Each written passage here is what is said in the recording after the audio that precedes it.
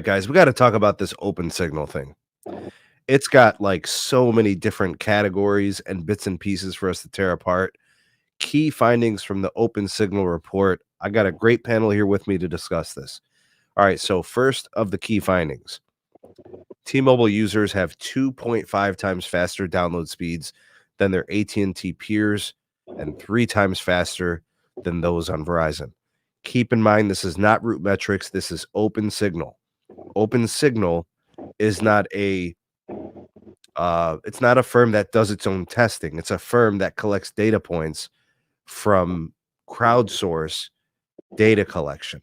So they basically just compile all the tests that people have run through these apps, and then they just put it into this massive database and do all the averages and totals. So T-Mobile, with overall speed awards outright, this I guess is, I don't know how many consecutive reports where they've done this. An experience score of 113 megabits for the downlink, and then uplink at 12.1 megabits.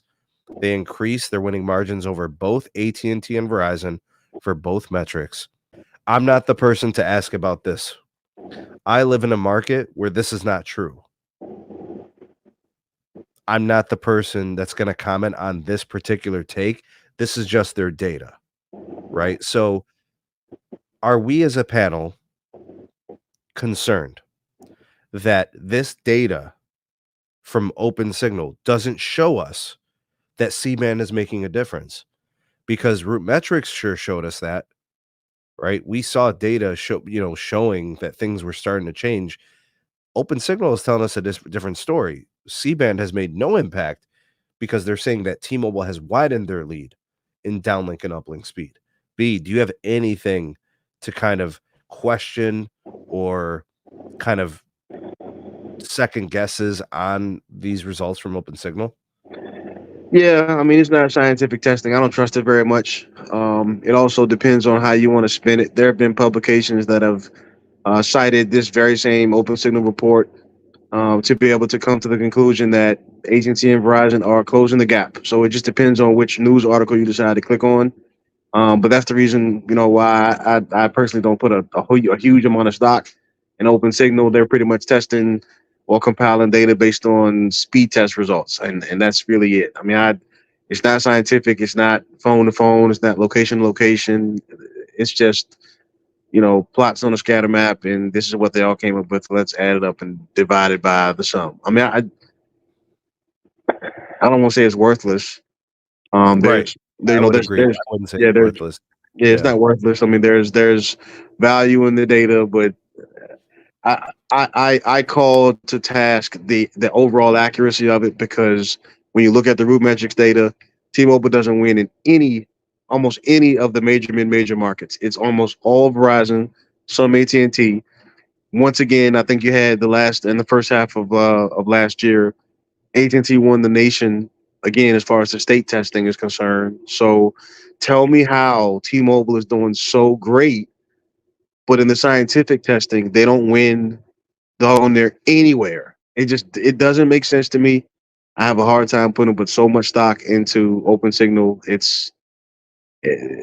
just does, something seems off here. How T-Mobile always seems to do so well in this crowdsourced testing, but when you do scientific testing, everybody's got the same phone, same location, same time, start to test. They cannot win scientific testing almost anywhere.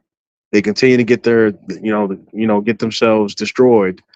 But as soon as you go over the open signal, all of a sudden, it's sunny skies and no clouds. Something's not right about that.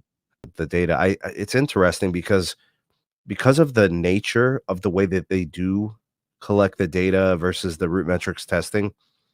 A 100 megabit per second speed test through root metrics has the same value of a 1000 gigabit per second speed test.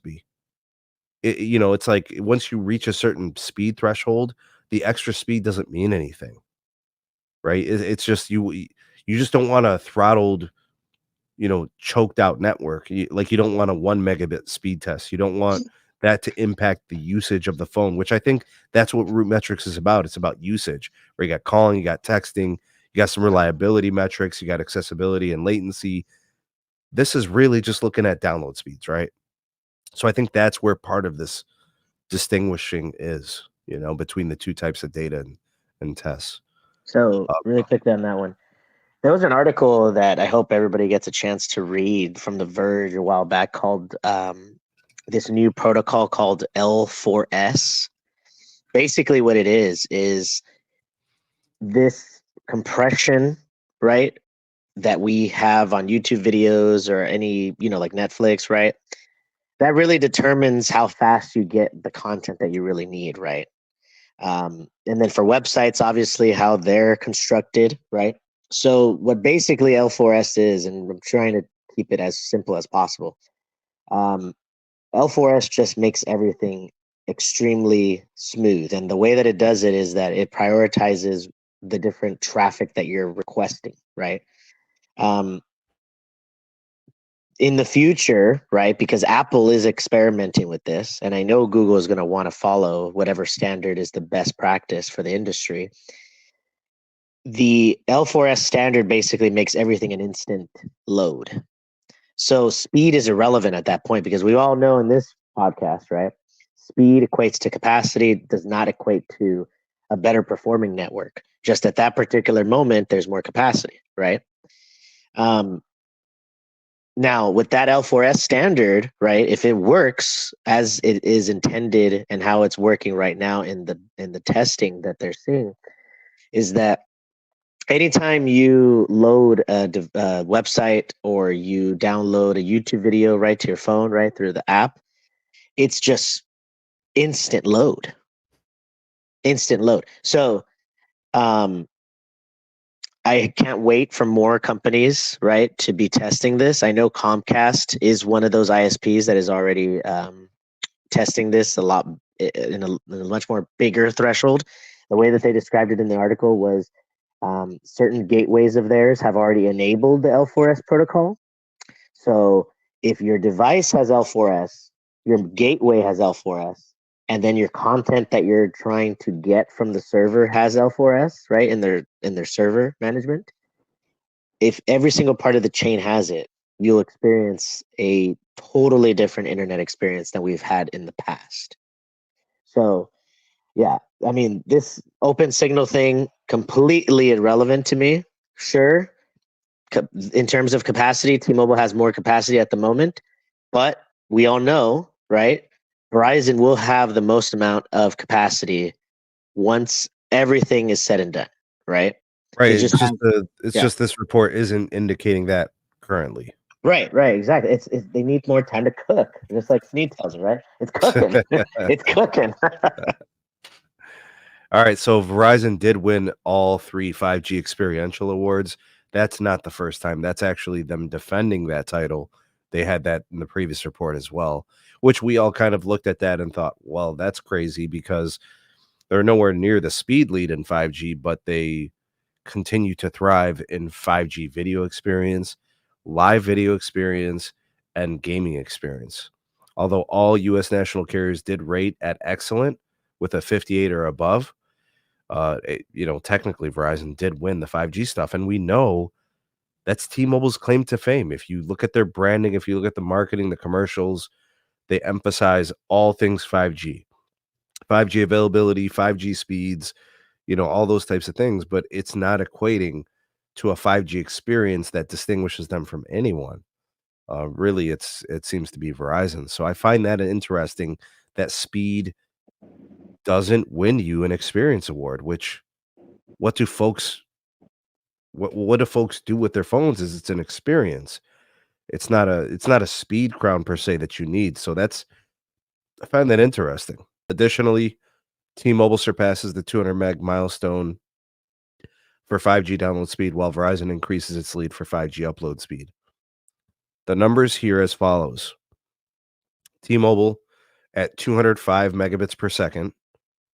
That's the first time any company has gone over that landmark. AT&T and Verizon have whittled away at T-Mobile's lead with scores of 43.5 megabits for AT&T and then 39 megabits for Verizon. C-band spectrum for both AT&T and Verizon showing in this particular segment. Verizon's 5G upload speed, that's the second consecutive time where they are winning that segment. They're at 20 megabits per second uplink, and they have a 2.3 megabit margin over T-Mobile, who just barely went up from last test at 0.3 megabits. Anything to take away from there? I guess, EM, I'll bring you in on this one. Do you think this just continues in this trajectory? AT&T, Verizon continue to close that gap? I don't see it any other way. I think this is just a good reminder that they're closing the gap and they continue to close the gap every day. Other than that, I've never really been a fan of OpenSignal's reports. I think they're extremely vague in the testing metrics, which is why I'm not a fan of them. But the key takeaway for Verizon and AT&T should be keep your foot on the gas, keep building out the networks. So this one's interesting. Verizon wins coverage experience outright. T-Mobile takes the top spot for 5G coverage. I don't know exactly how these two things are brought together, right? AT&T has the availability award. It says here that they had a score of 99.5%, 0.2% better than Verizon, and 1% better than T-Mobile, right? And then Verizon has the coverage experience at a rating of 9.5 out of a 10-point scale, 0.5 points ahead of AT&T, 1 point ahead of T-Mobile. So I'm with you, EM. This is weird, man. Just the wording, the terminology, the testing segments and names. It's kind of confusing. Yeah, and the thing that I don't know if they're sourcing data from like other speed test apps or other collection methods, but I don't know a single person who uses the OpenSignal app or the speed test app that they have. Like, if Would that be there's, like if Signal Check Pro was running in the background or something? well, I don't even think that that's part of their portfolio. Oh, it's not? Okay, No. I So that's the thing. Like, if you I have know like there's an Open Signal app, but I mean, I haven't had it installed on any of my phones for a few years. exactly. So like, if they're only collecting data from a small subset of users that have that app, of course it's going to be skewed. Like